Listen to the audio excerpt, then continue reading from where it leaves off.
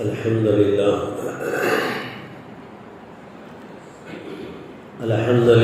نحمده ونستعينه ونستغفره ونؤمن به ونتوكل عليه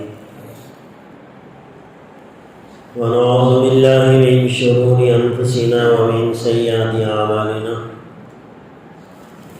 من يهده الله فلا مضل له ومن يضلل فلا هادي له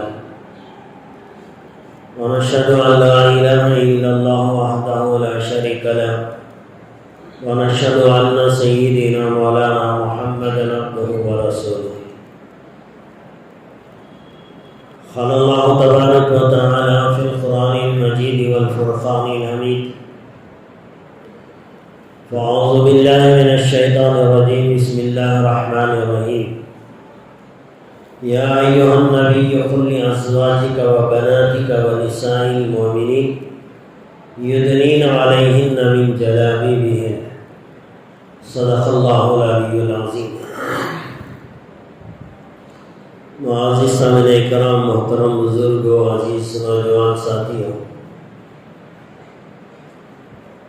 گزشتہ چند جمعہ سے آپ حضرات کے سامنے ایک عنوان کے تحت بات چل رہی تھی. قیامت کے قریب آنے والے فتنوں کے تعلق سے بہت ساری باتیں آپ کے سامنے آئیں، اور گزشتہ جمعہ یہ بتایا گیا تھا کہ اس جمعہ میں یہ خوف جو قیامت کے قریب دنیا میں برپا ہوگی، جسے یاجوج اور ماجوج کہا جاتا ہے، اس کی کچھ تفصیلات آج کے اس جمعہ میں آپ کے سامنے بیان کرنے کا گزشتہ جمعہ جو ہے ذکر ہوا تھا. یہ عنوان انشاءاللہ آگے آئندہ جمعہ کے لیے میں نے رکھا ہے. فی الحال چونکہ آج کل حالات کچھ الگ اور مختلف ہو رہے ہیں، تو ان حالات کے اعتبار سے جو باتیں ہمارے لیے ضروری ہیں، میں نے سوچا کہ بھی پہلے اس کے تعلق سے بات ہو جائے. موقع اور محل اور حالات جو چاروں طرف ہوتے ہیں، اس موقع کے مناسبت سے بات کی جائے تو بہت جلد اثر نہیں کرتی ہے. تو اس وجہ سے میں نے یہ قیامت کے قریب آنے والا فتنہ، جو کہ بہت بڑا فتنہ ہے، یاجوج ماجوج قوم کا، یہ انشاءاللہ آئندہ جمعہ آپ کے سامنے رکھیں گے. لیکن اس جمعہ جو کہ آج سارے ملک میں بلکہ ساری دنیا کے اندر ایک ٹاپک چھڑا ہوا ہے، اور خصوصی طور سے ہمارا ملک، ہمارا ریاست اس کے اندر سب سے پہلے نمبر پر ہے، وہ یہ ہے کہ عورتوں کا حجاب اور پردوں کے تعلق سے ایک بہت بڑا فتنہ اور بہت بڑی آزمائش اور بہت بڑا ایشو بن کر آج چاروں طرف گھوم رہا ہے. کوئی واٹس ایپ کا کوئی میسج اس سے خالی نہیں ہے، نیوز پیپر کا کوئی پرچہ، کوئی صفحہ اس سے خالی نہیں ہے، ٹی وی کے تمام نیوز چینلوں کے اوپر اسی کا تذکرہ چل رہا ہے، چاروں طرف اسی کے چرچے ہو رہے ہیں. تو آئیے ذرا ہم دیکھیں اللہ اور اس کے رسول صلی اللہ علیہ وسلم نے اس حجاب اور پردے کے تعلق سے مسلمانوں کو کیا احکامات دیے، اور مسلمانوں کے لیے یہ حجاب اور پردہ کتنا ضروری ہے. اللہ کے اس حکم کو سمجھنے کے لیے یہ کہاں بات سمجھنا ضروری ہے. اللہ کا کوئی بھی حکم سمجھنے کے لیے، چاہے وہ مسلمان کی نماز کا تعلق ہو، روزے کا تعلق ہو، زکوٰۃ کا مسئلہ ہو، حج کے ارکان کا مسئلہ ہو، اسی طرح ایک مسلمان کی داڑھی کا مسئلہ ہو، یا ایک مسلمان کے عورت اور حجاب کا مسئلہ ہو، یہ سارے احکامات جتنے بھی اللہ تبارک و تعالیٰ نے دیے ہیں، ان سارے احکامات کو سمجھنے سے پہلے ایک بات سمجھنا ہر ایک کے لیے ضروری ہے. وہ یہ ہے کہ دنیا کے اندر کوئی بھی چیز جب وجود میں آتی ہے، کوئی چیز بنائی جاتی ہے، کسی چیز کا مینوفیکچرنگ کیا جاتا ہے، تو مینوفیکچرنگ کرنے والی کمپنی اس کے تعلق سے بتاتی ہے کہ بھئی ہم نے اس چیز کو مینوفیکچر کیا ہے، اب اسے آپ استعمال کریں گے تو اسے استعمال کیسے کرنا ہے وہ طریقہ کمپنی بتائے گی. مینوفیکچرنگ جو کمپنی ہے وہ بتائے گی کہ بھئی اس کا استعمال کیسے کرنا ہے، یوز کیسے کرنا ہے. گاڑیوں کی مثالیں پہلے دی جاتی تھی. گاڑی تو ہر کسی کے پاس نہیں ہوتی، لیکن آج کل تو کوئی مرد، کوئی عورت، کوئی بچہ، کوئی جوان، کوئی بوڑھا بوڑھی، کوئی خالی نہیں، اس اس بات سے کہ ہر مسلمان، ہر انسان کے پاس آج موبائل فون اس کے ہاتھ میں ہے۔ جب وہ فون لیتا ہے تو اس کے آپشنوں پر نگاہ ڈالتا ہے، پھر اسے معلوم ہوتا ہے کہ بھائی اس کے اندر کیا کیا آپشن ہے، اس کی کیپیسٹی کتنی ہے، اس کا جو ہے لوڈ کتنا لے سکتا ہے، یہ ریم کتنے جی بی کا ریم ہے، 32 جی بی کیپیسٹی ہے، 64 ہے، 128 جی بی کیپیسٹی ہے، اور ساری چیزیں اس کے اندر ہوتی ہیں، اور کتنی چیزیں اس کے اندر انسٹال کر سکتے ہیں، کتنی اس کی کیپیسٹی ہے، کون سا آپ ڈاؤن لوڈ کر سکتے ہیں اور کون سا نہیں کر سکتے۔ آج کل گیموں کا دور چل رہا ہے، تو کون سا گیم کھیلنے کے لیے انسان کو کتنے ریم کا فون استعمال کرنا ہے، یہ ساری چیزیں آج کا بچہ جانتا ہے۔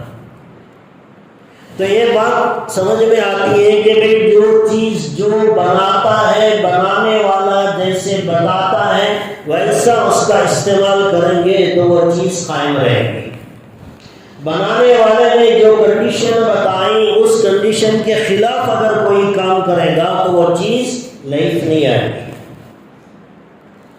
اب ایک فون آپ نے لیا، اب اس فون کے اندر بتایا جاتا ہے کہ بھئی اس کی اتنی کیپیسٹی ہے، 4 ریم کا جو ہے یہ 4 جی بی ریم اس کی کیپیسٹی ہے، اس کی حد تک آپ اسے استعمال کر سکتے ہیں۔ آپ نے اس کے اندر ایسی چیز انسٹال کر لی، ایسی چیز ڈاؤن لوڈ کر لی جو 6 جی بی ریم ہے، 8 جی بی ریم ہے، اس طرح کا اگر کوئی چیز آپ اس کے اندر انسٹال کرتے ہیں تو فون ہینگ ہو جاتا ہے، فون کام کرنا چھوڑ دیتا ہے۔ ارے بھائی کیوں ہو گیا؟ میں نے تو 25,000 میں یہ فون خریدا تھا، میں نے تو 20,000 دے کر یہ فون خریدا تھا، ایک معمولی سا گیم ہے جو اس کے اندر انسٹال نہیں ہو رہا ہے اور اس کے اندر میں کھیل نہیں پا رہا۔ تو معلوم ہوتا ہے کہ بھائی بنانے والے نے جتنی اس کی کیپیسٹی بنائی ہے اس کے برابر استعمال کرے گا تو یہ فون چلے گا، اس سے زیادہ کیپیسٹی کی چیزیں اس کے اندر ڈاؤن لوڈ کرے گا تو یہ فون ہینگ ہو جائے گا اور یہ کبھی استعمال نہیں ہوگا، اور کبھی کبھی پورے کا پورا فون ڈیڈ ہو جائے گا۔ اب اس کے بعد کیا کرنا پڑے گا؟ پھر کمپنی کے پاس لے جانا پڑے گا، اب اس کے جو میکینکس ہیں ان کے پاس جانا پڑے گا، پورے فون کو ایک دم ڈیلیٹ کرنا پڑے گا، پھر اس کے بعد نئے سے سارے جو فون کے اس کی کیپیسٹی کے جتنے ایپ ہیں اسے انسٹال کرنا پڑے گا، پھر دوبارہ وہ فون کام کرے گا۔ تو یہ ایک میں نے مثال دی ہے فون کی، ورنہ آپ دنیا کی ہر چیز کو جو آپ خریدتے ہیں استعمال میں لاتے ہیں، ایک معمولی ٹارچ ہے، ایک معمولی بلب ہے، ایک معمولی جو ہے فون ہے، کوئی بھی چیز آپ معمولی سائیکل خریدیں اس کا بھی مینوفیکچرنگ کرنے والا بولتا ہے اگر اسے چلانا ہے تو آپ اس کے پیڈل کو آگے پھرائیں گے تب گاڑی سامنے جائے گی۔ آپ نے 6,000 کی سائیکل لا کر بچے کو دے دی، کہا کہ بیٹا میں نے پیسے خریدا، میں نے 6,000 روپے دیا ہوں، میں جیسے بولتا ہوں ویسے چلا۔ مینوفیکچرنگ کرنے والا اٹلاس کمپنی والا وہ جو وہ بولتا ہے ہم اس کی کیوں سنیں گے، ہم اپنی چلائیں گے۔ تو ایک کام کر، سیٹ پہ بیٹھ جا، پیڈل کو سامنے مارنے کے بجائے پیچھے مارنا شروع کر دے، دیکھتا ہوں سائیکل چلے گی نہیں چلے گی۔ دنیا کا سب سے کم عقل رکھنے والا انسان بھی کہے گا بے وقوف، اسے بنانے والے نے جس انداز میں بنایا ہے اسے سامنے پیڈل مارنے پر سائیکل آگے جاتی ہے، پیچھے مارتا رہے گا ساری زندگی پیڈل تو پھرتا رہے گا، لیکن 1 انچ بھی آپ کی سائیکل کا پہیا 1 انچ بھی آگے نہیں جائے گا۔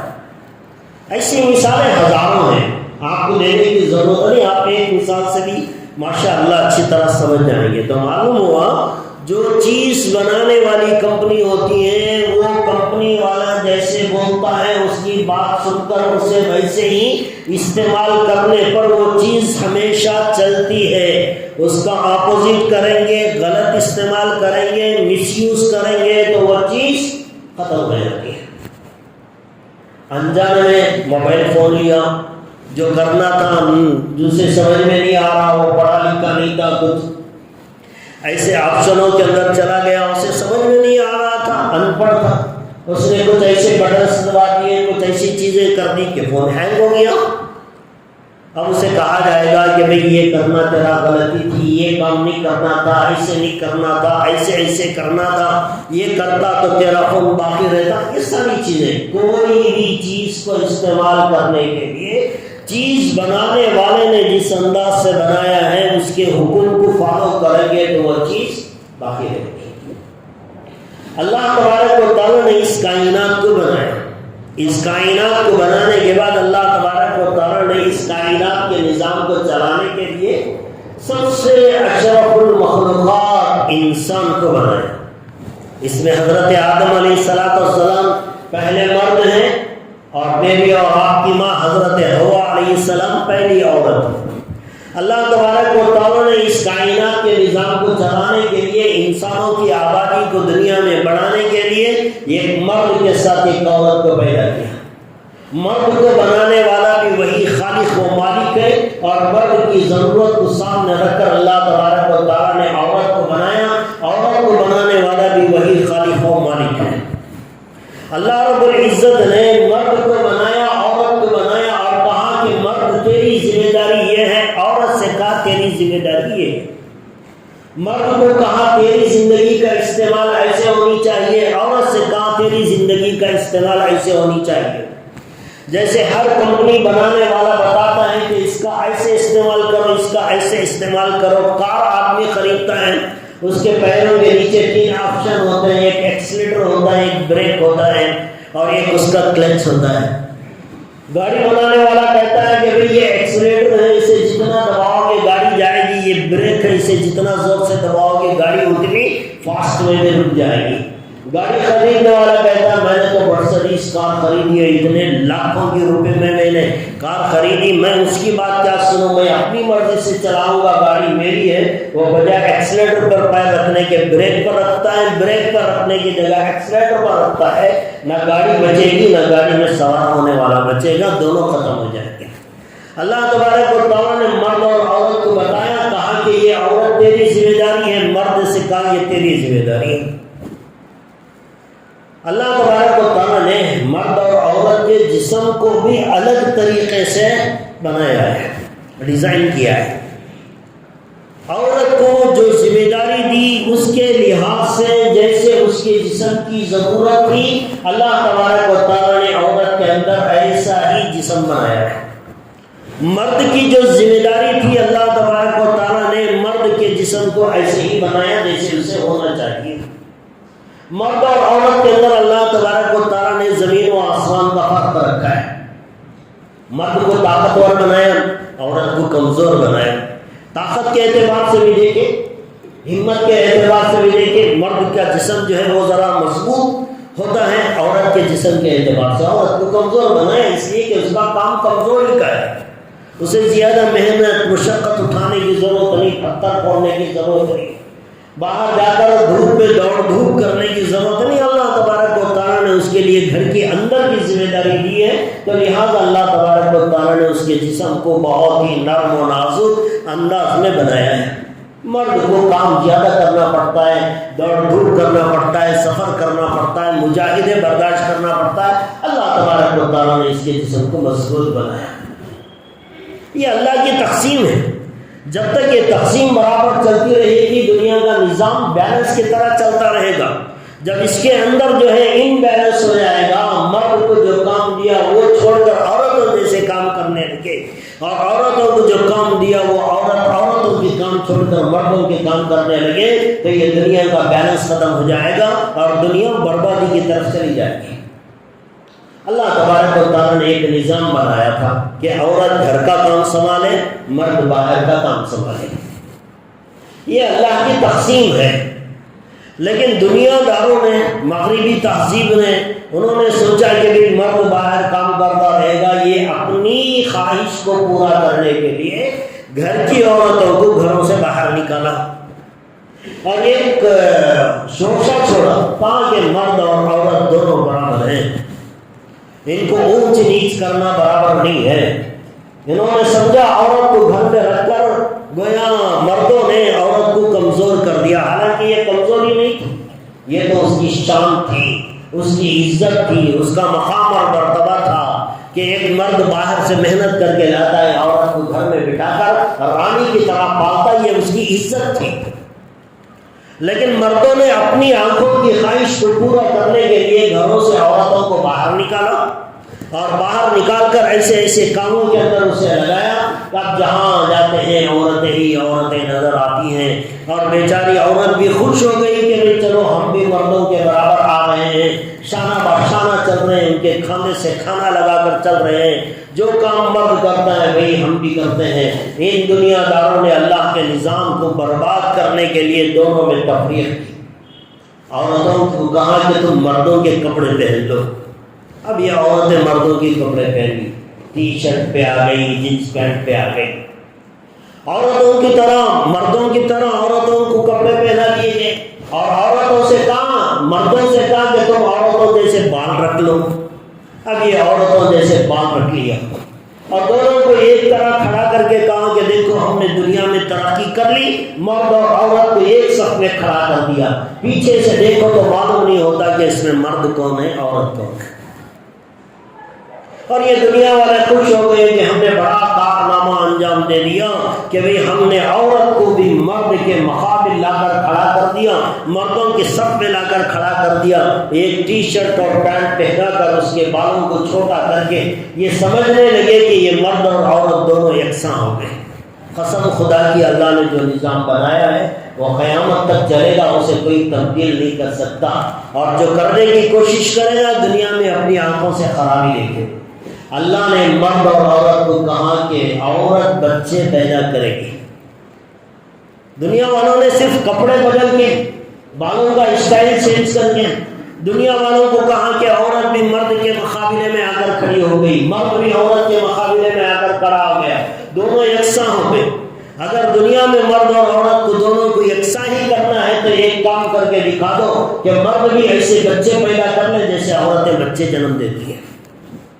ہے کوئی دنیا کی طاقت کہ مردوں سے بچے پیدا کروائے اور عورتوں کو یہ حکم دے کہ عورت بھی وہ کام کرے جو مرد کرتا ہے، کہ مرد کے اندر اپنا نطفہ ڈال کر اپنی اولاد وہ پیدا کر کے دکھائے؟ قیامت آ جائے گی، یہ ممکن نہیں ہے کہ کوئی مرد ایک بچے کو جنم دے سکے۔ یہ اللہ کا نظام ہے۔ اللہ تبارک و تعالیٰ نے مرد کے ذمہ یہ کام دیا ہے، عورت کے ذمہ یہ کام دیا ہے، اور یہ دنیا کا بنانے والا خالق و مالک ہے۔ اس نے اس چیز کو مینوفیکچرنگ کر کے بتایا کہ دیکھو اس کا یوز ایسے کرنا ہے۔ حضرت علی اور حضرت فاطمہ رضی اللہ تعالیٰ کی زندگی قیامت تک آنے والے انسانوں کے لیے، مسلمانوں کے لیے ایک بہترین نمونہ تھی۔ اور جب بھی کسی کا نکاح پڑھایا جاتا ہے تو اس میں تمام نبیوں کی دعائیں مانگنے کے ساتھ ساتھ حضرت علی اور حضرت فاطمہ جیسی محبت کی بھی دعا مانگی جاتی ہے کہ اللہ اس جوڑے میں ایسی محبت دے جیسے حضرت علی اور حضرت فاطمہ میں محبت تھی۔ حضرت علی اور حضرت فاطمہ نے قرآن اور حدیث کی روشنی میں اپنے ذمے کام ڈیوائڈ کیا تھا۔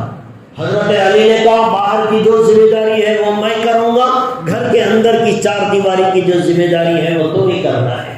یہ ان کی تقسیم تھی، اور یہی بہترین زندگی گزارنے کا نظام اللہ تبارک و تعالیٰ نے بنایا ہے۔ اب عورت کو ان دنیا کے بھیڑیوں نے گھر سے تو باہر نکالا، جینس پینٹ پہنا دی، ٹی شرٹ پہنا دیا، اس کے بعد چھوٹے مردوں کی طرح اس کی جو ہے کٹنگ کروا دی، اور کہا کہ اب تو یہ عورت بازار میں مردوں کے برابر چل رہی ہے، کسی بھی آفس میں جاؤ جتنے مرد ملیں گے اتنی عورتیں آپ کو کام کرنے والی ملیں گی۔ اور دنیا والوں نے سمجھا کہ ہم نے ترقی کر لی ہے، عورت کے بارے میں ہم نے بہت بڑی ترقی کر لی ہے، لیکن اسلام کا ضابطہ اور اصول الگ ہے۔ دنیا والے اگر یہ کام کرتے ہیں تو ٹھیک ہے، لیکن اسلام کیا کہتا ہے؟ آج اس حجاب پہ ایک بہت بڑا ایشو بنا دیا گیا کہ مسلمان عورتیں حجاب ڈال کر کالج اور اسکول میں جائیں گی نہیں جائیں گی۔ ابھی تو وہ مقدمہ چل رہا ہے ہائی کورٹ میں، اب یہ باقاعدہ ایک پلاننگ کی طرف چل رہی ہے۔ یہ ساری چیزیں ایسے نہیں کہ کوئی چیز اچانک ہو گئی ہو، انیکسپیکٹڈ ایسا ہو گیا، ایسا نہیں ہوا ہے۔ اس ملک کے اندر جو بھی کام ہو رہا ہے وہ باقاعدہ پورے پلاننگ کے ساتھ ہو رہا ہے، اور ہم دھیرے دھیرے دھیرے بہت بڑے خطرے کی طرف بڑھ رہے ہیں۔ یہ ہماری سمجھ میں نہیں آ رہا ہے۔ یہ حجاب کا مسئلہ ایسے نہیں اٹھایا ہے، باقاعدہ ان کے پلاننگ میں ہے کہ یہ حجاب کے مسئلے کو اٹھایا جائے اور اس مسئلے کو کورٹ میں لے جا کر ڈالا جائے، پھر کورٹ کے جو فیصلے ہوں گے اس کے بعد قانون بنے گا۔ یہ ساری چیزیں ایسے نہیں بن رہی، یہ پورا پلاننگ کے ساتھ چل رہا ہے۔ ان کا پلان یہ ہے کہ 2024 کے اندر اس ملک کو ہندو راشٹر بنایا جائے۔ اس کے لیے جو جو چیزیں وہ ضروری سمجھ رہے ہیں، ایک بائی ایک، one by one, step by step یہ آگے بڑھ رہے ہیں۔ کبھی 3 طلاق کا مسئلہ اٹھاتے ہیں، کورٹ میں لے جاتے ہیں، اسے پاس کراتے ہیں۔ کبھی NRC کا مسئلہ لاتے ہیں، کورٹ میں لے جاتے ہیں، اسے پاس کراتے ہیں۔ اب عورتوں کے حجاب کا مسئلہ ہے، یہ تو کرناٹک اور اڈپی کا ایک مسئلہ نہیں تھا، اب تو یہ سارے ملک کا مسئلہ بن گیا۔ بہت ساری کورٹوں کے اندر اس کے مقدمے دائر ہو چکے ہیں، سارے ملک کا ایک مسئلہ بن گیا۔ اب یہ ایک بہت بڑا ایشو بنے گا۔ اب اس کے بعد جو فیصلہ آئے گا وہ تو اللہ بہتر جانے، لیکن ان کی پلاننگ ہے کہ فیصلہ کیا کرتا ہے۔ ساری چیزیں اس کے اندر ہم دیکھ رہے ہیں، پورے پلان کے ساتھ چل رہا ہے۔ بابری مسجد کا بھی مسئلہ آیا، وہ بھی کورٹ میں گیا، سارے ثبوت بابری مسجد کے فیور میں تھے، لیکن فیصلہ اس کے اپوزٹ پہ گیا، کوئی کچھ نہیں کر پا رہا۔ فیصلے جب کورٹ میں جاتے ہیں تو ساری چیزیں ان کے موافق چل رہی ہیں۔ یہ جو کچھ ہو رہا ہے ہمارے ملک میں، یہ ایسے ہی نہیں ہو رہا، یہ باقاعدہ پوری پلاننگ کے ساتھ کی جا رہی ہے، چل رہا ہے۔ یہ ایک ملک کو تبدیل کرنے کے لیے یکساں civil code, uniform civil code لانے کے لیے یہ ساری چیزیں۔ اب کالج کے اندر جا رہے ہیں، بعض لڑکیاں برقع پہن کر آ رہے ہیں، بعض اسکارف ڈال کر آ رہے ہیں، بعض یونیفارم میں آ رہے ہیں، تو انہوں نے سوچا کہ اسٹیپ بائی اسٹیپ ہم اس ملک کو یکساں سول کوڈ بنانا ہے، یونیفارم سول کوڈ بنانا ہے، سب کو ایک پلیٹ فارم پہ لانا ہے۔ ہندو کا بھی لباس وہی ہوگا، مسلمان کا بھی لباس ہوگا، سب کی تہذیب ایک ہندو کلچر کی طرح اس ملک میں بنانے کے لیے یہ پوری طرح پلاننگ کے ساتھ چل رہا ہے۔ یہ جو حجاب ہے یہ اچانک نہیں آیا، یہ پلاننگ سے آیا۔ اب یہ حجاب کا مسئلہ ہے، اب 2-4 دن کے اندر وہ کورٹ سے جو آئے گا وہ تو آئے گا۔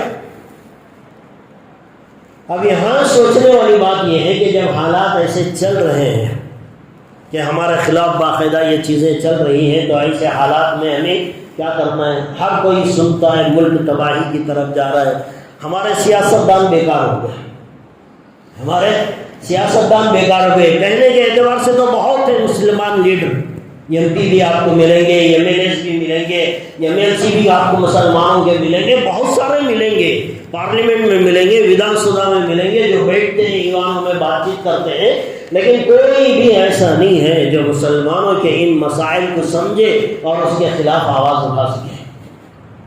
عدالتیں ان کی ہو چکی، سیاستدان بک چکے ہیں، اور دھیرے دھیرے ہم تباہی کی طرف جا رہے ہیں۔ تو ایسی حالت میں ہم کسی کی طرف امید کی نظر سے دیکھیں، ایسا کوئی ادارہ، کوئی شخص اس ملک میں ہمیں نظر نہیں آتا، کوئی نظر نہیں آتا۔ تو ایسی صورت میں بنتا یہ ہے کہ آدمی اب جو مسئلہ ہے اس کے اندر اتنا ڈٹ جائے کہ جب تک وہ مسئلہ اپنے فیور میں نہ کر لے، اس مسئلے کو اپنے اعتبار سے حل نہ کر لے، اس سے آگے نہ بڑھے۔ اس کی مثال آپ میں دو، اب یہ کسانوں کی تحریک چلی، یہ کوئی سیاسی بیان نہیں، مذہبی ہی بیان ہے۔ کہیں آپ یہ نہ سوچیں کہ میں مسجد میں کیا کروں، ہماری ذمہ داری ہے کہ قوم کو آگاہ کریں، آنے والے حالات سے آگاہ کریں، یہ ہماری ذمہ داری ہے۔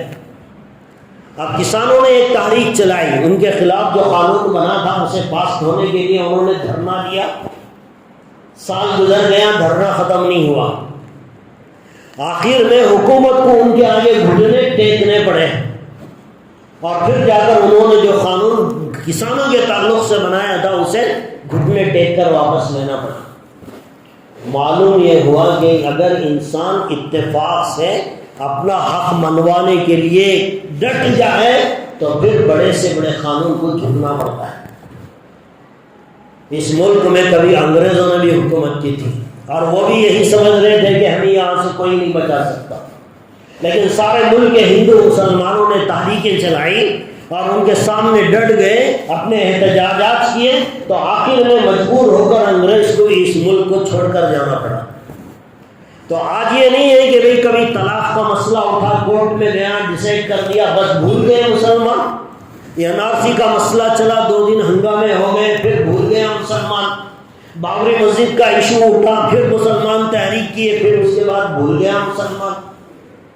اس طرح ایک کے بعد ایک حالات آتے ہیں. مسلمان کچھ حد تک گرمی دکھاتے ہیں پھر اس کے بعد ٹھنڈے ہو جاتے ہیں پھر اس کے بعد ایک اور مسئلہ پیدا ہو جاتا ہے. تو اس کے لیے ضروری ہے کہ جب ایک مسئلہ اٹھتا ہے تو جب تک اسے ختم نہ کر لیں اپنے فیور میں نہ کر لیں اس کے لیے جائز راستے جتنے ہیں پورے استعمال کریں. ناجائز نہیں، جائز راستے لیگل راستے جتنے ہیں وہ سارے استعمال کر کے اس مسئلے کو تب تک نہ چھوڑیں جب تک وہ حل نہ ہو جائے. اگر ایسا کریں گے تو ایک ایک مسئلے کے اندر ہم اٹکا دیں گے اور اپنی بات نہیں منوائیں گے. ایک بات میں بھی اگر ہم اپنی بات منوا لیں گے تو پھر آگے دوسرے مسئلے کو اٹھنے کے لیے ٹائم بھی لگے گا. اٹھانے والا سوچے گا کہ مسلمان اگر اکٹھے ہو گئے پھر دوبارہ ایسی تاریخ شروع کی تو ہم ناکام ہو جائیں گے. تو نہ ہمارے سیاستدان ہیں، نہ میڈیا ہمارے فیور میں ہے، نہ حکومتیں ہمارے فیور میں ہیں، نہ عدالتوں سے کوئی امید ہم کی جا سکتے ہیں.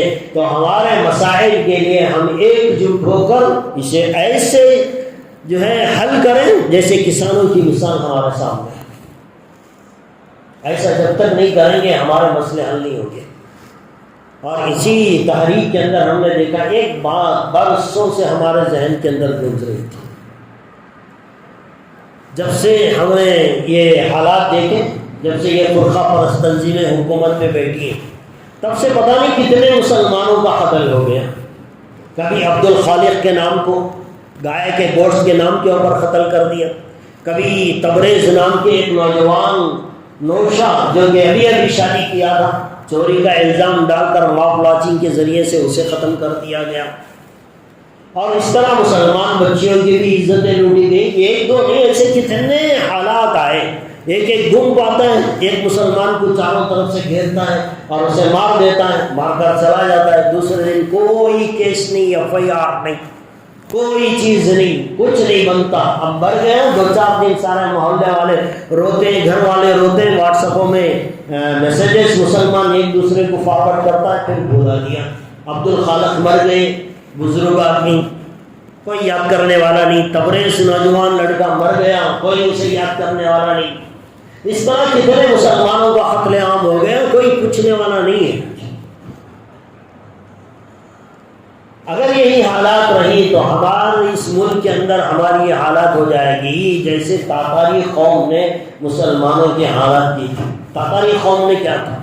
اتنا دبدبا، اتنا خوف مسلمانوں کے ذہنوں کے اندر ڈال دیا تھا. بارہا ہم سنتے ہیں بازار میں ایک عورت تاتاری قوم کی مسلمان کو کھڑا کرتی اور کہتی تو یہیں رک، میں تجھے قتل کرنا چاہتی ہوں، گھر جاؤں گی تلوار لے کر آؤں گی، تو یہاں سے جانا نہیں. جب یہ بول کر جاتی تو مسلمان کی ہمت نہیں ہوتی تھی کہ وہ وہاں سے بھاگ جائے. اتنا بزدل. یہ دور قریب قریب ہمارے ملک میں آتا ہوا دکھائی دے رہا ہے. اتنے کمزور ہم پڑ جائیں گے کہ کوئی غیر آئے گا، 4 مسلمان ہوں گے، 2 غیر آئیں گے تو اسے مارنے کے لیے بہت آسانی ہو جائے گی. یہ دور دیکھ رہے ہیں. کتنے ماپ لاچنگ کے ویڈیوز دیکھیں، مسلمانوں کو قتل کرتے ہوئے، مارتے ہوئے، پیٹتے ہوئے جتنے ویڈیوز ہم نے دیکھے ہیں، ان ساروں میں آنکھیں ترس گئی، آنکھیں ترس گئی کہ کوئی ایک تو مرد مجاہد ایسا ہوتا، مرنے سے پہلے ڈٹ کر ان کے سامنے کھڑا تو ہو جاتا. مارنا تو دور کی بات ہے، کم از کم ہمت سے کھڑا تو ہو جاتا. لیکن ایسا ایک بھی منظر ہماری نظروں سے نہیں گزرا. آنکھیں ترس گئی. بھئی مرنا ہی ہے، مرنا ہی ہے تو مقابلہ کر کے مرو. کبھی مسلمان اتنا بزدل نہیں تھا، کبھی نہیں تھا مسلمان اتنا بزدل. مسلمان مرد تو مرد، عورتیں بھی اتنی بہادر. اس اسلام کی بیٹیاں اتنی بہادر تھی کہ کافروں کے پاؤں زمین تلے سے نکل جاتے تھے. اتنی بہادر مسلمانوں کی عورتیں ہوتی تھی. آپ کبھی تاریخ اٹھا کر بڑے مسلمان عورتوں جنگوں کے اندر مسلمان عورتوں نے کیا کیا کارنامے انجام دیے. خیبر کا موقع ہے، اللہ کے رسول صلی اللہ علیہ وسلم ایک بہت بڑی اور مشکل ترین جنگ کا سامنا کر رہے ہیں. خیبر کو فتح کرنا ہے، فتح نہیں ہو رہا ہے، بہت بڑا قلعہ ہے. مدینے میں عورتوں کو معلوم ہوا، مدینے کی 5-6 عورتیں، ام زیاد اور ان کے ساتھی لیڈر، ان کے ساتھ 5-6 عورتوں نے اپنا سفر باندھا، خیبر پہنچ گئی. اللہ کے رسول صلی اللہ علیہ وسلم کو اطلاع ملی کہ عورتیں آ گئی ہیں. اللہ کے رسول صلی اللہ علیہ وسلم نے ان کو بلایا، پوچھا کیوں آئی، تمہیں آنے کی اجازت کس نے دی، آنے کی وجہ کیا تھی؟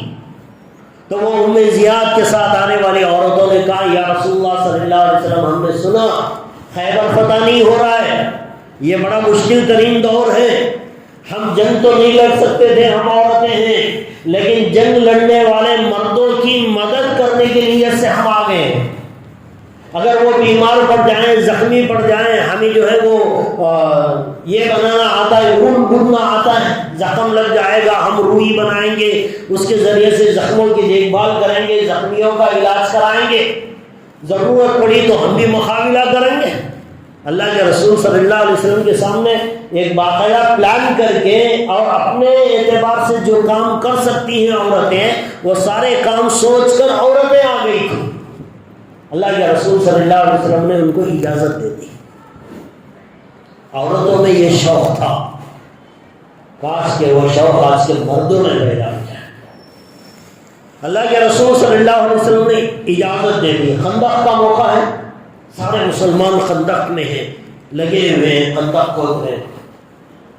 چاروں طرف سے دشمن حملہ کرنے کا ارادہ رکھتا ہے. مسلمان ایک بہت مشکل ترین دور سے گزر. یہی وہ موقع تھا جب صحابہ کو کھانے کے لیے کھانا نہیں تھا. ایک صحابی آتے ہیں، یا رسول اللہ بھوک ستا رہی ہے، اپنا کرتا اٹھا کر دکھاتے ہیں، پیٹ پر پتھر باندھا ہے. اللہ کے رسول صلی اللہ علیہ وسلم کہتے ہیں صبر کر لو، جس طرح تم بھوکے ہو میں بھی بھوکا ہوں. اپنا کرتا اٹھا کر دکھاتے ہیں، تمہارے تو پیٹ پر ایک پتھر، میں نے 2 پتھر باندھے ہیں. ایسا سخت ترین مرحلہ. اللہ کے رسول صلی اللہ علیہ وسلم کو مدینے کے اندر کے منافقوں سے بھی خطرہ تھا، باہر کے یہودیوں اور مکے کے مشرکین سے بھی خطرہ تھا. اللہ کے رسول صلی اللہ علیہ وسلم نے ایک بہت بڑے مقام کے اوپر عورتوں کو جمع کر دیا. مردوں کی تعداد کم تھی، سارے خندق کھودنے میں لگے. عورتوں کو ایک جگہ جمع کر دیا اور وہاں عورتوں کو نگہبانی کے لیے حضرت حسان بن ثابت رضی اللہ تعالیٰ ایک بہت کمزور بوڑھے ضعیف صحابی کو مقرر کر دیا کہ آپ ان کی دیکھ بھال کریں. بہت کمزور تھے، سب کو ضرورت تھی تو سارے جوان مرد خندق کھودنے میں چلے گئے تھے. یہ یہودی آیا، وہ یہ سوچ کر آیا کہ یہاں عورتیں اکیلی ہوں گی، ان کے اوپر حملہ کرنا بڑا آسان ہوگا. وہ ایک یہودی آ رہا تھا، حضرت صفیہ رضی اللہ تعالیٰ عنہ، حضور اکرم صلی اللہ علیہ وسلم کی پھوپھی. اس نے اس عورت کو دیکھ لیا. حضرت حسان بن ثابت سے کہا کہ دیکھو ہماری طرف ایک یہودی پڑھ رہا ہے، چونکہ وہ مرد ہے اس لیے آپ جائیں اس کا مقابلہ کریں. تو وہ حسان بن ثابت کہ میں بہت کمزور ہو گیا ہوں، ضعیف ہو گیا ہوں، میرے سے جنگ لڑنا مشکل ہے، میرے سے تو تلوار اٹھانی بھی مشکل ہے. تو حضرت صفیہ رضی اللہ تعالیٰ نے کہا ٹھیک ہے تم یہاں بیٹھو، میں جا کے آتی ہوں. حضرت صفیہ گئی، اس یہودی کا مقابلہ کیا، اسے قتل کیا، واپس آئی اور آ کر حضرت حسان بن ثابت سے کہا میں نے اس یہودی کو قتل کر دیا ہے، آپ جا کر اس کا سر کاٹ کے لائیں، اس کا سر لے کر آئیں تاکہ یہودیوں کے مجمع میں پھینکوں گی تاکہ ان کو پتا چلے کہ یہاں عورتیں بھی محفوظ ہیں. وہ حضرت حسان بن ثابت کہنے لگے نہیں یہ کام بھی میرے سے نہیں ہو سکتا. تو حضرت صفیہ رضی اللہ تعالیٰ عنہ خود گئی اور جا کر اس کا سر اس کے تن سے جدا کیا، سر لا کر نیزے پر لٹکایا اور یہودیوں کے مجمع کے اندر اسے پھینک دیا. معلوم ہے آپ کو یہ حضرت صفیہ جس موقع کے اوپر خندق کی جنگ لڑی جا رہی تھی اس وقت ان کی عمر تھی 50 پر 4 سال. 50 پر 4 سال کی ایک بوڑھی عورت، جوان بھی نہیں، یہ مسلمانوں کی تاریخ ہے.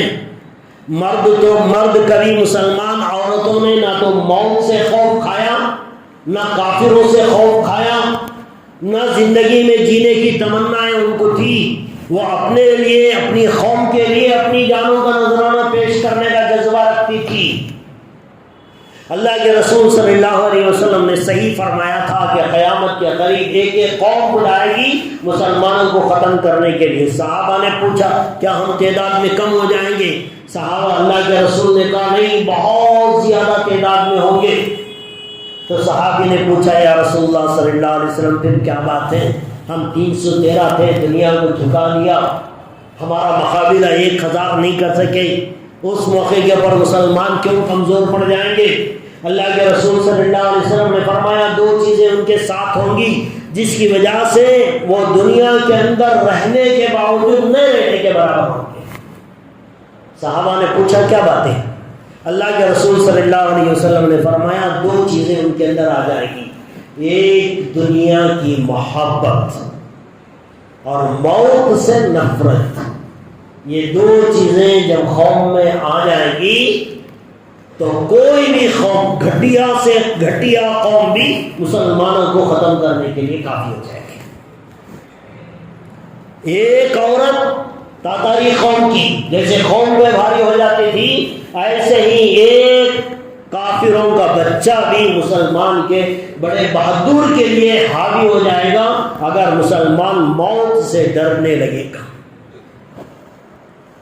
مسلمانوں کی عورتوں نے بھی موت سے نہیں ڈرا اور مردوں نے بھی نہیں ڈرا. ہمیشہ شہادت کا شوق رہتا تھا ان کے دلوں میں.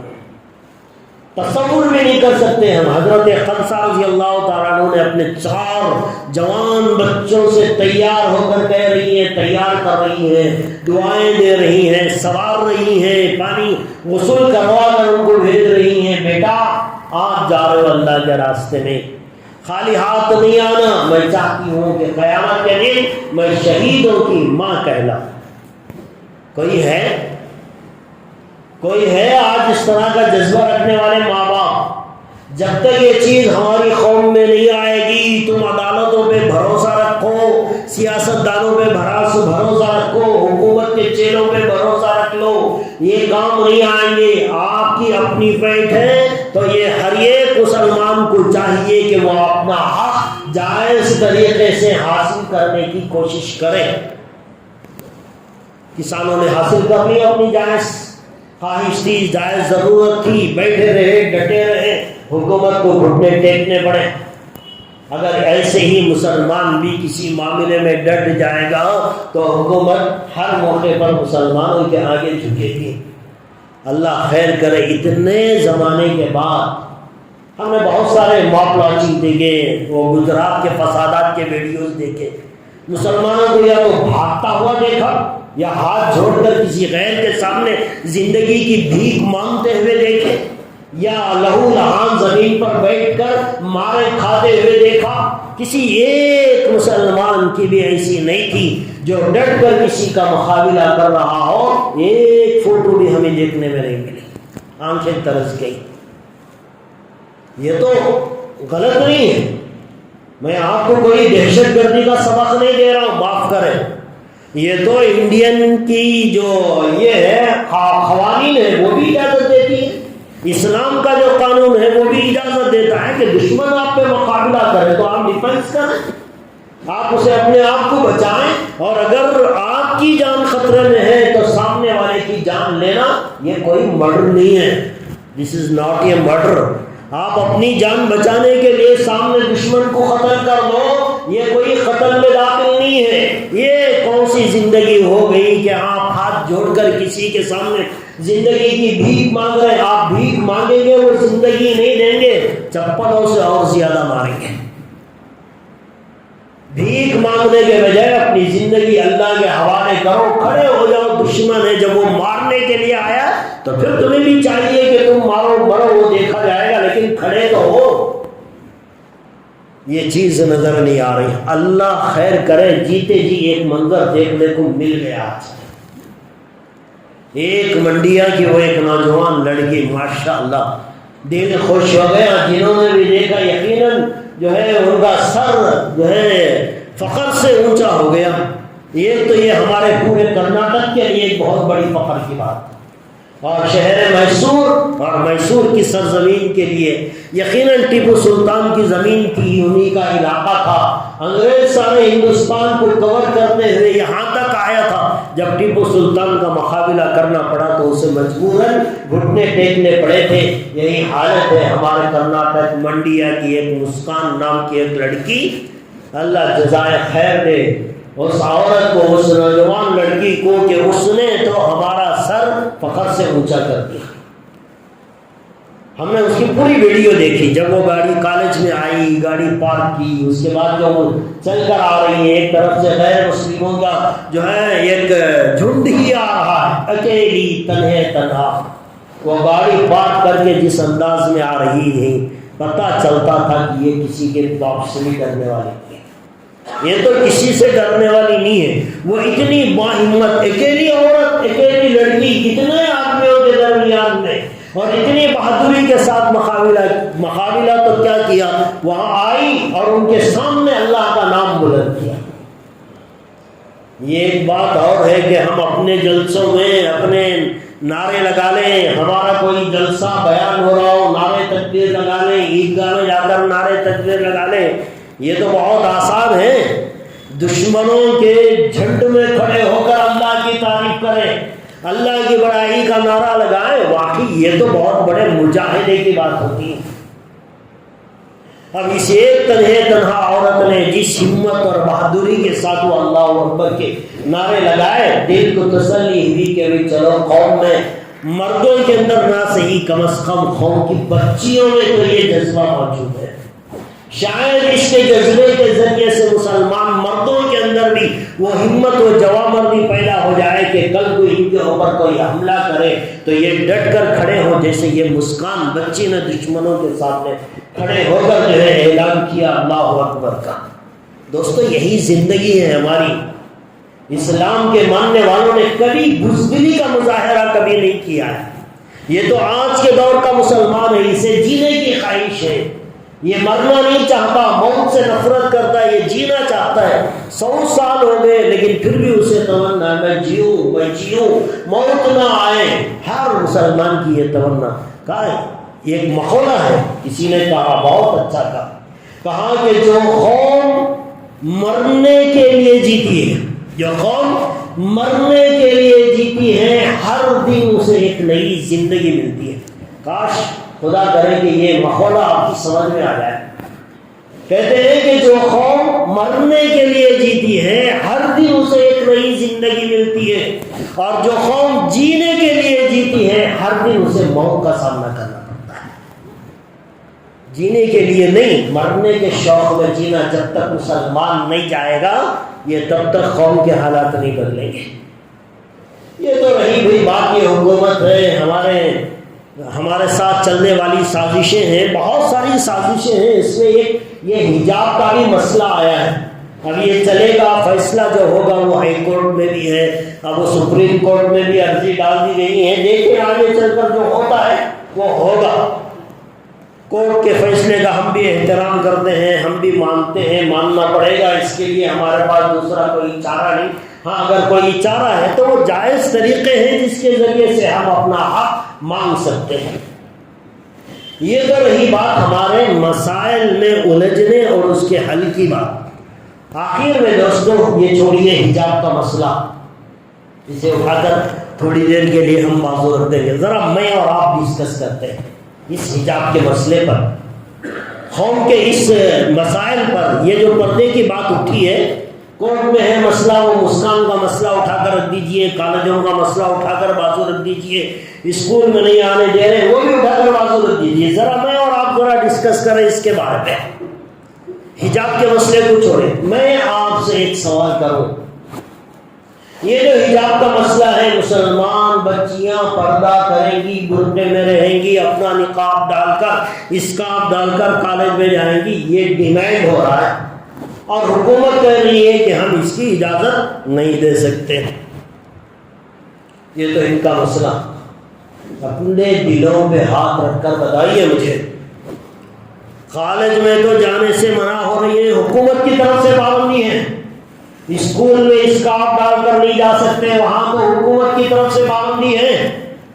لیکن مجھے بتائیے یہ شادی محلوں کے اندر جتنی عورتیں آپ کو نظر آتی ہیں 400-500 کی تعداد میں، یہاں کیا حکومت نے بورڈ لگایا ہے کہ شادی محل میں اسکارف ڈال کر نہیں آ سکتے؟ شادی کا کارڈ دینے والا رقعے کے اندر جیسے لکھتا ہے کہ پریزنٹیشن ناٹ الاؤڈ، کہ آپ تحفہ جات نہ دیں، کیا کسی نے اپنے رقعے کے اندر یہ آپ کو لکھ کر دیا کہ آپ اپنی بیوی کو بغیر برقعے کے شادی محل میں لے کر آئے؟ کسی کارڈ پہ لکھا ہوا دیکھا آپ نے؟ ارے بھائی وہاں تو حکومت روک رہی ہے، بات سمجھ میں آتی ہے، یہاں کس نے روکا ہے؟ یہ جو شادی محل میں آدھی آدھی کمر دکھا کر، آدھا آدھا سینہ دکھا کر، بند چمڑ کر عورتیں 400-500 کی تعداد میں آتی ہیں، یہاں تو کوئی پابندی نہیں. یہاں پردے کا مذاق کون اڑا رہا ہے؟ حکومت کی بات چھوڑیے، ہم اٹھا کر رکھیں گے، کورٹ جو فیصلہ دے گا وہ الگ، وہ تو اسکول کی بچیوں کا مسئلہ ہے. یہاں تو ہم اپنے مسئلے کی بات کریں. آپ پردے کے مخالف حکومت ہیں یا خود مسلمان؟ میں آپ سے جواب چاہتا ہوں. پردے کی مخالفت، برقعے کے اگینسٹ میں حکومت زیادہ ہے یا خود مسلمان زیادہ ہے؟ میں آپ سے جواب چاہتا ہوں، بتائیے آپ مجھے. خود مسلمان ہے کہ نہیں ہے؟ جب تجھے شادی کا کارڈ دیا گیا، فیملی کے ساتھ دعوت دی گئی، تو تجھے چاہیے تھا کہ اب اس کارڈ میں تو نہیں لکھا تھا، حکومت کی طرف سے کوئی پابندی نہیں تھی، پولیس کا کوئی قانون نہیں تھا کہ تم برقعے کے ساتھ اپنی بیوی کو نہیں لے جا سکتا، وہاں تو لے جا سکتا تھا نا. تو پھر تو اپنی بیوی کو بغیر پردے کے، بغیر برقعے کے، اسے لپسٹک لگا کر، اس کا آدھا آدھا سینہ کھلا رکھ کر، اوڑھنی کو ایک طرف ڈال کر، کمر دکھاتا ہوا شادی محل میں لے کر جا رہا. یہاں پردے کا دشمن حکومت نہیں، خود کلمہ پڑھنے والا پردے کا دشمن ہے. چھوڑیے وہ کورٹ میں جو قانون چل رہا ہے اسے جیت جائیں گے، لیکن یہاں کون جیتے گا؟ یہاں کس کی ذمہ داری ہے؟ اب یہاں مسلمان خاموش. وہاں تو ہونا فیصلے کے واسطے دعائیں بھی، اللہ فیصلہ ہمارے طرف ہوگا تو اچھا ہے. ہماری بچیاں، تو تیری بیوی کو کیسے لے کے جا رہا ہے؟ تو تیری جوان بیٹی کو کیسے گھماتا ہے بازار میں؟ ارے بھائی اسلام کے احکامات کا سب سے پہلے ہم اگر اکرام نہیں کریں گے تو کیا خاک دوسرا کرے گا؟ 100% 100% دین پر اگر ہم قائم ہوں گے، کسی کی باپ کی مجال نہیں کہ وہ ہماری طرف انگلی اٹھائے. آج کوئی پولیس میں جائے نوکری کرنے کے لیے، حالانکہ ضرورت ہے پولیس میں، مسلمانوں کی نوکریاں کرنا آج کے دور میں انتہائی ضروری ہے، لیکن کوئی مسلمان جائے انٹرویو دیں، پولیس کی ڈیوٹی بھی لگ گئی، اب اسے باقاعدہ کہا جاتا ہے کہ بھئی اگر وہ داڑھی رکھ لے، نہیں رکھ سکتا.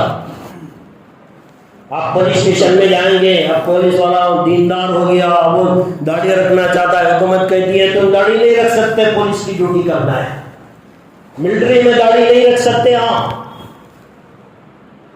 ارے بھی چلو ہاں تو پولیس والے کا قانون چلتا ہے، حکومت مخالفت کر رہی ہے، حکومت روک رہی ہے، داڑھی نہیں رکھ سکتی. ملٹری میں جاتا ہے، وہاں حکومت رکھ رہی ہے، داڑھی نہیں رکھ سکتی. چلو یہاں تو ٹھیک ہے. اب اگر یہ مسلمان پولیس میں ڈیوٹی جوائن کیا اور اسے داڑھی رکھنے پر پابندی لگی، میڈیا میں بات اٹھی، مسلمان سب پریشان، کیا ہوئی حکومت دشمن ہو گئی، مسلمانوں کو داڑھی رکھنے نہیں دے رہے، چل بھی انہیں پولیس والا اسے رکھنے نہیں دے رہے، تجھے کیا ہوا؟ ارے بھائی تجھے کیا ہوا؟ تو کیوں نہیں داڑھی رکھتا؟ جہاں حکومت منع کر رہی ہے وہاں تو سمجھ میں آتا ہے. یہاں تو تجھے کوئی پابندی نہیں، تیرے ماں باپ بھی پسند ہے، تیری بیوی بھی راضی ہے، تیرے خاندان والے راضی ہیں، جس جگہ تو نوکری کرتا ہے، تیری اپنی آفس، تیرا اپنا دکان، تیرا اپنا کاروبار، تو اپنی فیکٹری کا اپنا مینیجر ہے، بھائی تو داڑھی کیوں نہیں رکھتا؟ یہاں کون سی حکومت اپوز میں کھڑی ہے؟ سچ پوچھئے تو دشمن غیر نہیں، ہم خود ہیں. اسلام کے دشمن غیر نہیں، معاف کیجئے، ہم خود بنے ہیں اسلام کی دھجیاں اڑانے والے. کبھی دلوں پہ ہاتھ رکھ کے سوچیں جس دن ہم اپنی بیوی کو کرتے کے ساتھ شادی میں لے جائیں گے، جس دن ہمارا جوان بچہ داڑھی رکھنے پر ہمیں کوئی اعتراض نہیں ہوگا، تو تب جا کر حکومت بھی ہمارے فیصلوں پہ آئے گی۔ اب دیکھیے سکھ، وہ بھی تو ایک قوم ہے، ساری دنیا کے لیے قانون ہے کہ وہ ہیلمٹ پہنے، ہاف ہیلمٹ پہن لگ گیا تو بھی بنگلور میں پکڑ کو 250 روپے فین ڈالا۔ اگر کوئی سکھ گاڑی چلائے وہ بغیر ہیلمٹ کے چلائے گا، حکومت بھی اس کا کچھ نہیں بگاڑے گی۔ کوئی پولیس کانسٹیبل، RTO آفس والا کوئی اس کے اوپر فائن چارج نہیں کرے گا۔ کیوں بھائی؟ ارے بھائی یہ ان کا دینی مسئلہ ہے، یہ پیٹھا بنتے ہیں، یہ ان کا اصول ہے، اس لیے ان کو ہیلمٹ پہننا مشکل ہے، اس لیے حکومت نے ان کو آزادی دے دی۔ آج اگر کوئی مسلمان پیٹھا باندھ لے بغیر ہیلمٹ کے جائے، کوئی تمہاری بات نہیں سنے گا، کہے گا تمہیں تو فائن دینا پڑے گا، حضرت پیٹھا ہے نکال دو وہ پیٹھا، کیا فرق پڑتا ہے؟ تو مسلمان کے لیے فائن، سکھ کے لیے فائن نہیں ہے، ان کے لیے آزادی۔ فرق کیا ہے؟ کبھی سوچا آپ نے؟ فرق یہ ہے کہ سکھ 100% اپنی پگڑی کو فالو کرتے ہیں، اور مسلمان ہیں دل میں جسے آیا وہ کر۔ 100% کون چلتا ہے؟ میں آپ کو پوچھوں کہ بھئی پردہ کرنا اسلام کا حکم ہے، فرائض میں داخل ہے عورت کے لیے کہ وہ اپنے بال کسی نامحرم مرد کو نہیں دکھا سکتی، اپنا جسم نہیں دکھا سکتی، بغیر پردے اور کرتے کے وہ کسی محفلوں میں جا نہیں سکتی۔ یہ تو اسلام کا قانون ہے، لیکن اگر اس قانون پہ مسلمان پہلے 100% عمل کر لیتے، 100%، جتنے مسلمان ہیں سب برقع کرتے ہیں، ایک بھی مسلمان جیسے سکھ ہے بیٹھا باندھتا ہے، کوئی دو رائے نہیں ہے، مسلمان سکھ ہے وہ بیٹھا باندھتا ہے، وہ داڑھی رکھتا ہے۔ اگر یہی بات مسلمانوں میں ہوتی، مسلمان ہے داڑھی رکھتا ہے، مسلمان عورت ہے وہ تو برقع کرتی ہے 100%، اگر سارے مسلمانوں میں پردہ آ جاتا، سارے مردوں کے چہروں پر داڑھی آ جاتی، پھر پولیس میں بھی جاتا، ملٹری میں بھی جاتا، حکومت کی مجال نہیں تھی کہ وہ تمہیں گاڑی سے روکے، حکومت کی مجال نہیں تھی کہ کسی مسلمان عورت کو پردہ نکال کر اندر آنے کی بات کرتے۔ غلطی ان کی نہیں، غلطی ہماری ہے، ہم نے مذاق بنایا ہے پردے کا۔ اب بھری شادی میں 400-500 عورتیں ہوتی، کوئی بیچاری 1-2 عورتیں ہوتی ہیں جو برقع پہن کر آ گئی۔ اب جو برقع پہن کر آئی ہے، اب وہ سارا مجموعہ سے سمجھتا ہے یہ تو غریب عورت ہے۔ اب یہاں اللہ کے رسول اور اللہ کا طریقہ غریب ہو گیا، مسکین ہو گیا، اس کی کوئی ویلیو کہاں نہیں ہے، خود مسلمانوں میں نہیں ہے۔ ارے غیر کے اندر تو چھوڑیے، غیر تو بعد میں کرے گا نا احترام، یہاں تو خود مسلمان اس کا احترام نہیں کر رہا ہے۔ 400-500 عورتوں میں 2 عورتیں برقع پہنی بھی نظر آتی ہیں، وہ بھی ساری عورتوں میں ساری عورتیں ان 2 عورتوں کو ڈی گریڈ سمجھتی ہیں، کمزور سمجھتی ہیں، فقیر سمجھتی ہیں، بھکاری سمجھتی ہیں، غریب سمجھتی ہیں۔ ان کو کوئی چیئر آگے بڑھا کر نہیں دیتا، آپ بیٹھے، جو جتنا زیادہ جسم دکھائے گی اس کے سامنے چیئر لائے گی، آپ بیٹھیے۔ عزت کس کی جا رہی ہے؟ یہاں اسلام کی عزت کی دھجیاں اڑائی جا رہی ہیں۔ معاف کریں، ہم غیروں پہ انگلیاں بعد میں اٹھائیں گے، پہلے ہم اپنے گھیرے والوں میں جھان کر دیکھیں۔ اگر مسلمان کا مرد، ہر مرد داڑھی رکھ لے، مسلمان کی ہر عورت برقع اختیار کر لے، کسی کے باپ میں بھی دم نہیں ہے کہ وہ ہمارے سے یہ قانون کھینچ سکے۔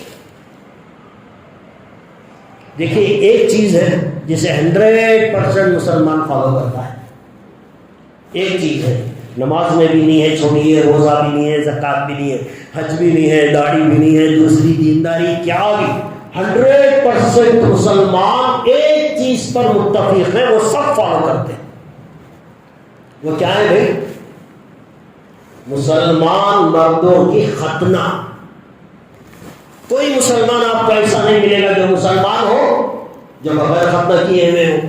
یہاں تک کہ مسلمانوں میں یہ بات رائج ہے کہ اگر کوئی بڑا مرد بھی غیر مسلم مسلمان ہوتا ہے تو اسے پہلی فرصت میں ختنہ کرائی جاتی ہے. میں آپ سے کہوں جتنی اہمیت ایک مسلمان ہونے کے لیے ختنہ کو دی جاتی ہے اتنی ہی اہمیت ایک مسلمان ہونے کے لیے داڑھی کو دی جاتی ہے. جتنی اہمیت مسلمان ہونے کے لیے ختنہ کو دی جاتی ہے اتنی ہی اہمیت ایک مسلمان ہونے کی عورت کو پردے کی دی جاتی. کسی کے باپ میں بھی دم نہیں تھا کہ کوئی ہم پہ ہاتھ اٹھائے. جتنا ضروری آج ہم ختنہ کو سمجھتے ہیں کاش آج کی عورتیں پردے کو اتنی اہمیت دیتے کہ بھائی میں مسلمان ہوں مجھے پردہ کرنا ہے, میں مسلمان ہوں مجھے اپنے چہرے پہ داڑھی رکھنی ہے. یہ بات جب تک ہمارے اندر نہیں آئے گی دوسروں کے ہاتھ سے پٹتے رہیں گے. یاد رکھیے جس دن 100% ہمارے چہروں پہ داڑھی ہماری ماں بہنوں کے جسم پہ پردہ آ جائے گا پھر کسی کے باپ میں بھی دم نہیں, کسی حکومت میں بھی دم نہیں کہ وہ مسلمانوں سے کوئی چیز چھین سکے. آج ساری چیزوں پہ وہ حملہ کریں گے. قیامت آ جائے گی, میرا آپ سے یہ وعدہ ہے, قیامت آ جائے گی کبھی کسی حکومت ختنہ پہ پابندی نہیں لگائے گی. آج تک اس کی بات کبھی آپ نے سنا کسی بھی ملک میں, آئر لینڈ میں, پتہ نہیں بہت سارے امریکی ممالک میں اور اسکارف پہ پابندی ڈال دی گئی ہے, لیکن ساری دنیا کے اندر ختنہ پہ پابندی نہیں ہے. سب جگہ فری ہے, کرا لو ٹھیک ہے. بہت سارے غیر مسلم بھی کرا لیتے ہیں بیماری کے علاج کے لیے. اس پہ پابندی کیوں نہیں ہے؟ وہ جانتے ہیں کہ یہ مسلمان ہونے کی نشانی ہے, اس کے بغیر مسلمان تصور نہیں ہوتا. تو جس دن ہمارے ذہنوں کے اندر یہ بات بیٹھ جائے گی کہ میں مسلمان ہوں, جیسے مسلمان بغیر ختنہ کے نہیں ہو سکتا ایسے ہی مسلمان بغیر داڑھی کے نہیں ہو سکتا. جیسے مسلمان بغیر ختنہ کے نہیں ہو سکتا ایسے ہی ایک مسلمان عورت بغیر پردے کے نہیں ہو سکتی. یہ جس دن آ جائے گا دوستو مسجد میں کھڑا ہوں, اللہ کی قسم اللہ کی ذات سے امید ہے کہ یہ ساری دنیا گھٹنے ٹیکے گی آج ہمارے ساتھ. کہیں بھی نہیں ہے, ساری دنیا میں کہیں بھی یہ چیز نہیں ملے گی آپ کو.